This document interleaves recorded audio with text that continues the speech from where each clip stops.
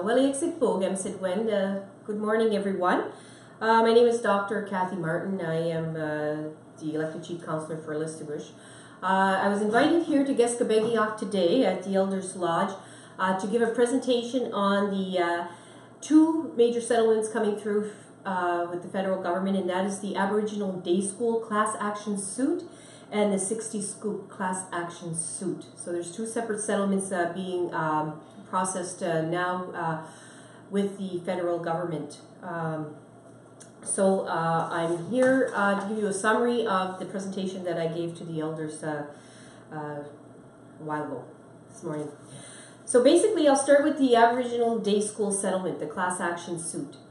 As you may be familiar with the residential school settlement that was passed a few years ago, whereas people who were taken from the community and placed in residential schools were all awarded a settlement through the federal government because of the injustices they experienced while they were away from home in a residential school, including abuse, sexual, physical, emotional, and most importantly, loss of language and loss of culture.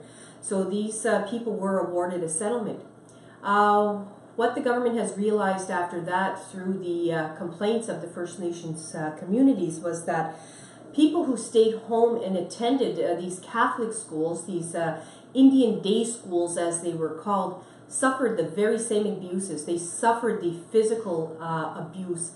They suffered the emotional abuse and the loss of language and cultures by attending these most often Catholic schools through funding through the federal government.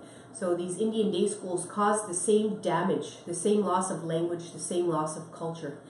So what has happened is there is a lawsuit pending across Canada. So it's not just in Quebec, it's not locally, it has nothing to do with our individual chiefs and councils. It's a national lawsuit.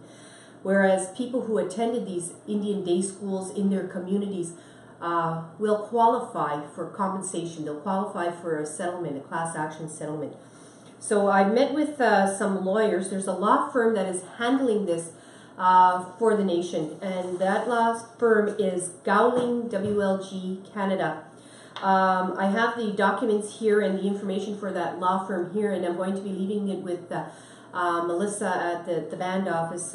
These forms, she will have them where you can apply to be put on a list for updated information on these on the Aboriginal Day School settlement.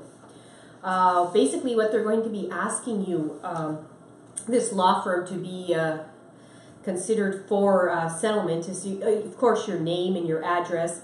For married women, your maiden name, what name you went by. I know a concern came up with the elders earlier that almost everyone in the community's first name is Mary. So I don't know how that's going to pan out when the lawyers look at the school registers to see. So you're going to have to give your full name so that they could find your name in the registry where you went to school.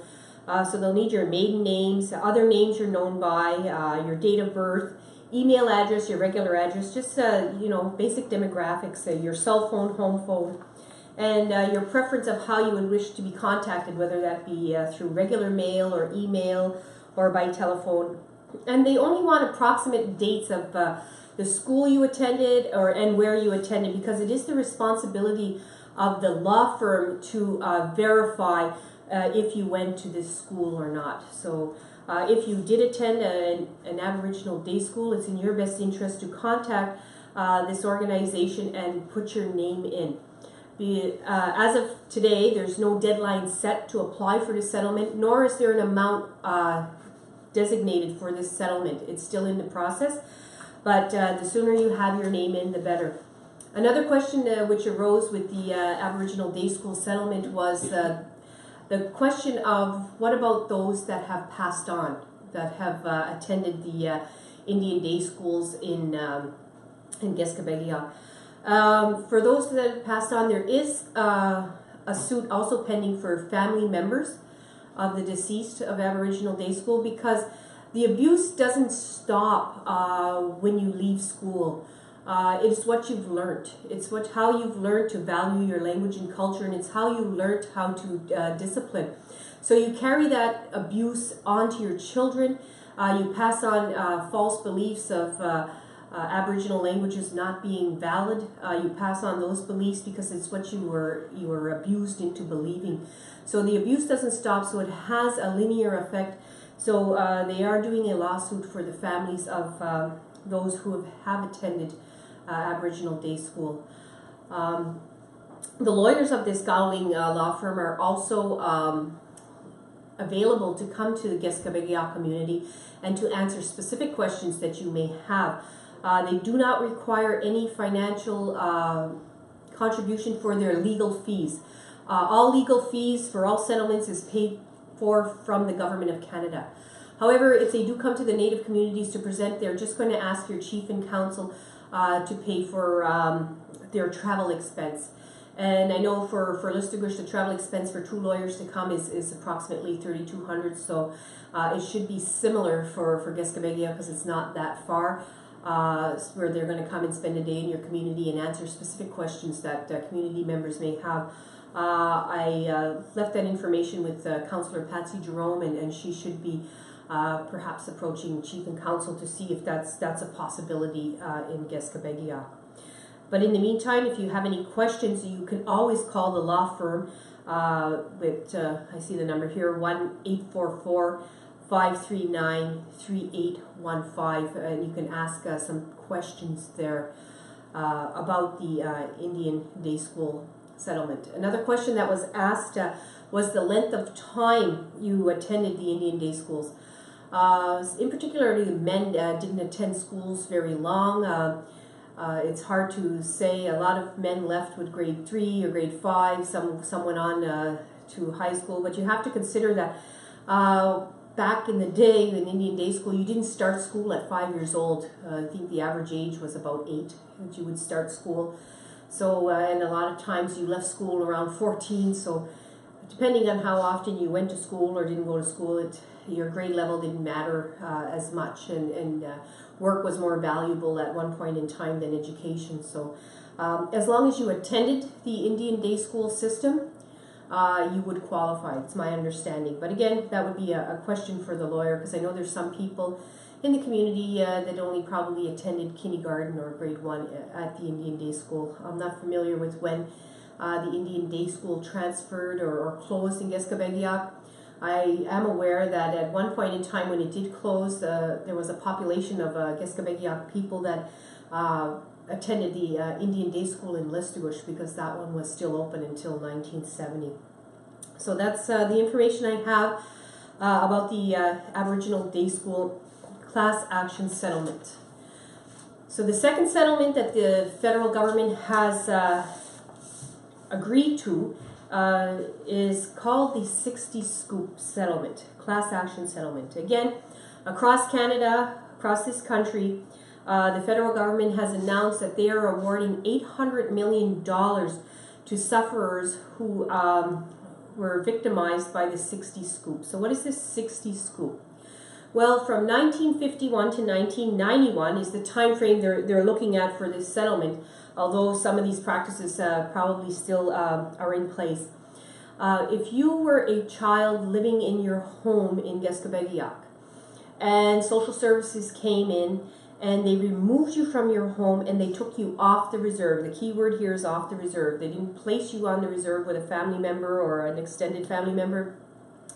They could have placed you in Mariah, St. Jules, Port Daniel, Gaspé, Montreal, some as far as Alberta, wherever they placed you off the reserve, and for whatever length of time, you would qualify for a 60's Scoop settlement. Because in being so, in being taken away from your home as a child, it's a very traumatic experience.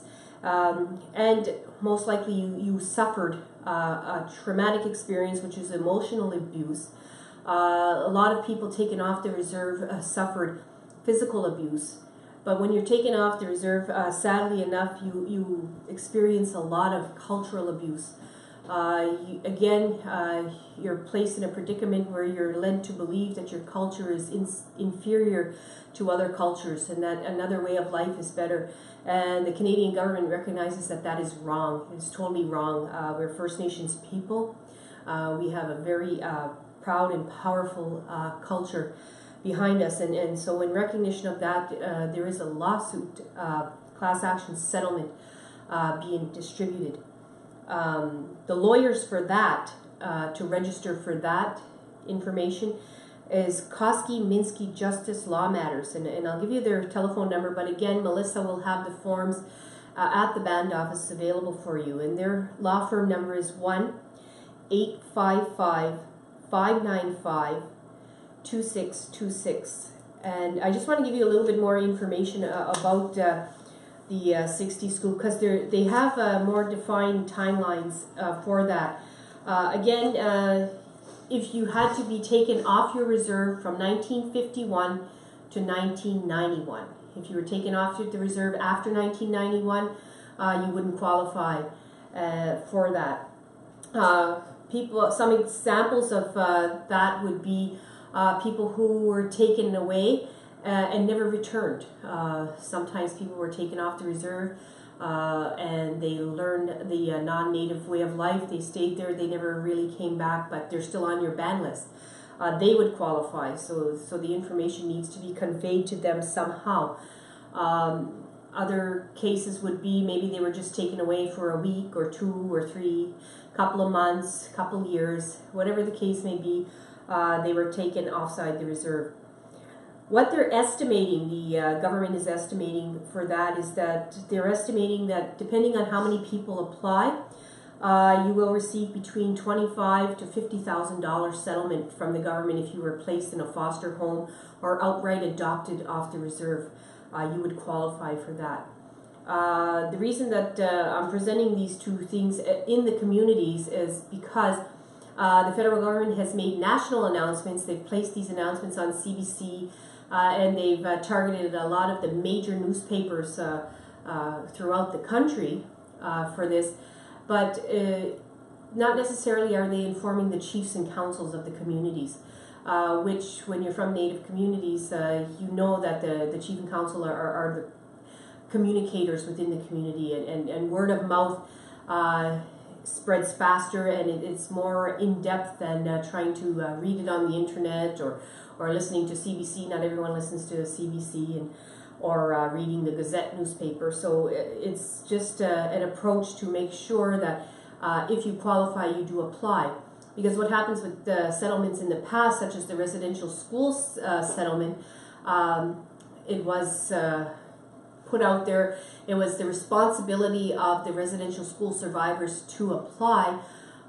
If they did not apply, they didn't get anything, and then the case is closed, and so they're still left without remuneration or without money for their suffering. So hence why I'm doing these presentations to inform the general public within the communities, within the Listuguj community because I'm an elected official, and in Gesgapegiag community because I was asked to do so, and I love Gesgapegiag, so I'm doing that. So if you have any further questions, I don't know any detailed questions I can't answer, but you can always call the law firms that are listed there, or you can go get the information at the band office with Melissa, or you can Google it on internet. But the key thing is spread the word if you know anyone who would benefit from either one of these settlements. Thank you, and have a nice day.